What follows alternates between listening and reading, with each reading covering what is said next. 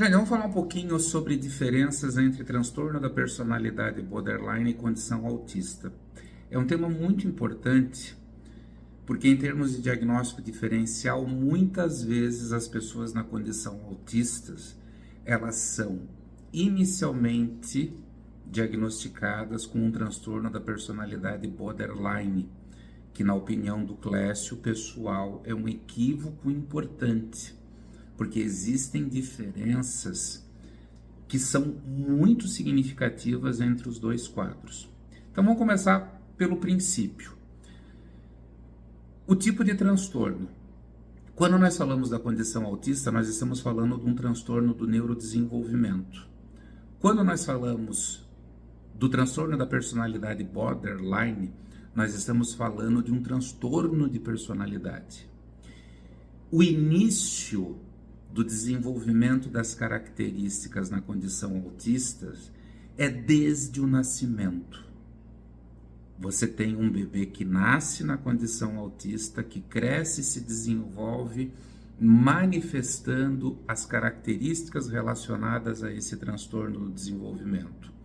Quando nós falamos da personalidade borderline, nós estamos falando de indivíduos que vão manifestar objetivamente características relacionadas a esse transtorno no início ao meio da adolescência, podendo ter na infância o que nós chamamos de alguns sinais pré-mórbidos, que são sinais que antecipam o desenvolvimento deste transtorno na adolescência.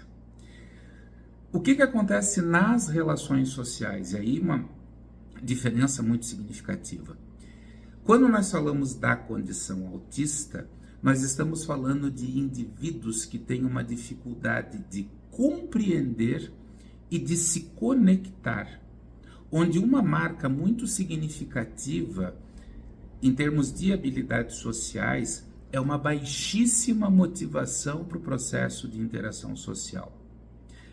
Quando nós falamos da personalidade borderline, nós estamos falando de relações intensas e instáveis, onde o indivíduo com o transtorno da personalidade borderline, ele tem o receio e exerce uma luta repetida para não se sentir excluído e abandonado das relações sociais. Quando nós falamos de emoções, nós estamos falando na condição autista de pessoas que têm dificuldade de expressar e identificar emoções, também chamada tecnicamente de alexitimia. Na personalidade borderline, nós vamos estar falando de uma manifestação intensa e instável da resposta emocional. Por quê? Porque o indivíduo borderline, ele entra num movimento para estar sendo acolhido e fazendo parte. Os padrões de comportamento na condição autista são restritos e repetitivos, enquanto que no borderline são impulsivos e caóticos. Então nós temos uma outra característica na borderline, que é o grande elemento de diferenciação para a condição autista.